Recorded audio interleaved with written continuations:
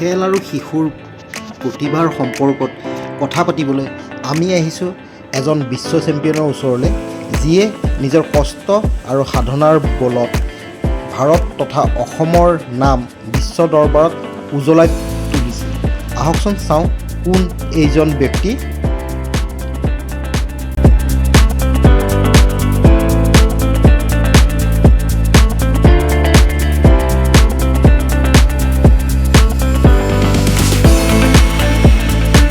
ব্যক্তিজনে নিজৰ প্ৰতিভাৰ বলত অৰ্জুন বঁটাৰ লগতে বিভিন্ন আন্তঃৰাষ্ট্ৰীয় বঁটা পাই ভাৰতলৈ গৌৰৱ কঢ়িয়াই আনিছে।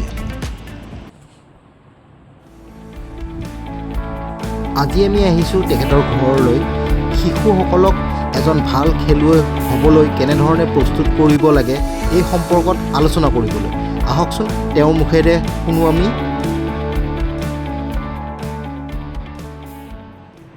নমস্কাৰ, মই জয়ন্ত তালুকদাৰ, অৰ্জুন এৱাৰ্ডি অলিম্পিয়ান আৰ্চাৰী।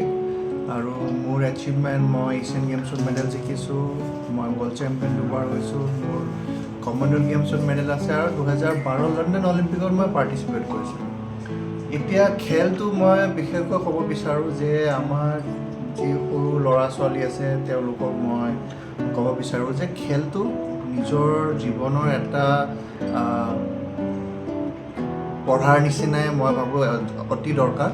আৰু খেলক ৰাখিলে আমি পঢ়িব যাওঁ, স্কুলত যাওঁ, আমি মেণ্টেলি আমি স্মাৰ্ট হওঁ, আমাৰ নলেজ বাঢ়ে। কিন্তু যেতিয়া আমি খেলটো আমাৰ জীৱনত ৰাখোঁ পঢ়াৰ লগত, তেতিয়া আমাৰ যিটো ফিজিকেল ফিটনেছ থাকে, আমি শৰীৰৰ পৰা আমাৰ স্মাৰ্টনেছটো থাকে, আমি ফিজিকেলি ফিট থাকোঁ আৰু আমাৰ ডিচিপ্লিনটো আহে। কাৰণ খেলত সদায় আমি সময়ত প্ৰেক্টিছ কৰিব লাগে, সময়ত ৰেষ্ট কৰিব লাগে আৰু লগতে আমাৰ খোৱাটো সময়ত কৰি থাকিলে আমাৰ শৰীৰটো ভালে থাকে, আমাৰ মগজটো আৰু ষ্ট্ৰং হয়। তো মই আপোনালোকক ৰিকুৱেষ্ট কৰিম, স্পেচিয়েলি পেৰেণ্টছক, নিজৰ ল'ৰা ছোৱালীক নিশ্চয় খেলত দিয়ক। আৰু আজিকালি আমি দেখিছোঁ যে আমাৰ ভাৰত চৰকাৰে, অসম চৰকাৰে বহুতখিনি ছাপোৰ্ট দি আছে ল'ৰা ছোৱালীক। অকল ষ্টাৰ্টিঙত আপোনালোকে চেষ্টা কৰিব, পেৰেণ্টছৰ মই ৰিকুৱেষ্ট কৰিছোঁ, অলপ ষ্টাৰ্টিঙত নিজৰ ল'ৰা ছোৱালীক অলপ সহায় কৰিব, এটা ছাপোৰ্ট দিব, যাতে চৰকাৰৰ যিটো ছাপোৰ্টটো পায় সেই পাবৰ কাৰণে তেওঁলোকে নিজকে সাজু কৰিব পাৰে।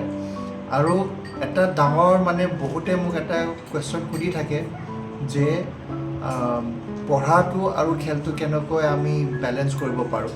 তো মই এয়া ক'ব বিচাৰোঁ যে পঢ়াৰ যেনেকৈ এটা সময় থাকে, স্কুলত যোৱা এটা সময় থাকে, তেনেধৰণে এটা প্ৰেক্টিছটো লৈ কিনে এটা সময় ফিক্স কৰিব ল'ব লাগে। যেনেকৈ ল'ৰা ছোৱালীয়ে ৰাতিপুৱা স্কুলত গৈ আকৌ ধৰক আপোনালোকৰ ল'ৰা ছোৱালীয়ে 3টা বজাত উভতি আহে, তাৰপিছত অলপ ৰেষ্ট লোৱাৰ পিছত 4টা বজাৰ পৰা 5:30 বজালৈ সুন্দৰ ধৰণে প্ৰেক্টিছ কৰিব পাৰে।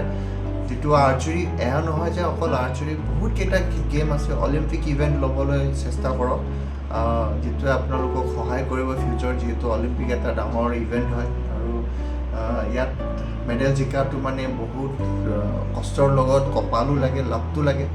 তো মই ক'ম যে আপোনালোকে এটা সময় ফিক্স কৰি ল'ব লাগে পঢ়াটোৰ লগত। আফটাৰ স্কুল 1.5 ঘণ্টা প্ৰেক্টিছ আৰম্ভ কৰিলে, ছানডে যেনেকৈ ছুটি থাকে, ছানডেৰ দিনটোত অলপ বেছিকৈ প্ৰেক্টিছ কৰিব পাৰে। আৰু ল'ৰা ছোৱালীৰ আৰম্ভণিতে অলপমান অসুবিধা পায় প্ৰেক্টিছটো যেতিয়া আৰম্ভ কৰে, কিন্তু লাহে লাহে যেতিয়া তেওঁলোকৰ পাৰফৰ্মেঞ্চটো ইম্প্ৰুভ হ'ব ধৰে, তেওঁলোকৰ ইণ্টাৰেষ্টটো বাঢ়ে। আৰু পেৰেণ্টছৰো নিজৰ মই ভাবোঁ ছাপোৰ্টটো পালে ল'ৰা ছোৱালী আৰু বেছি মটিভেট হ'ব।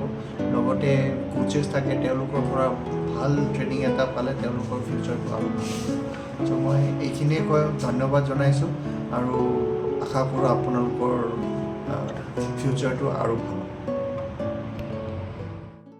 জয়ন্ত তালুকদাৰৰ লগত শিশু আৰু খেলৰ সম্পৰ্কত আমি আৰু কথা পাতিম।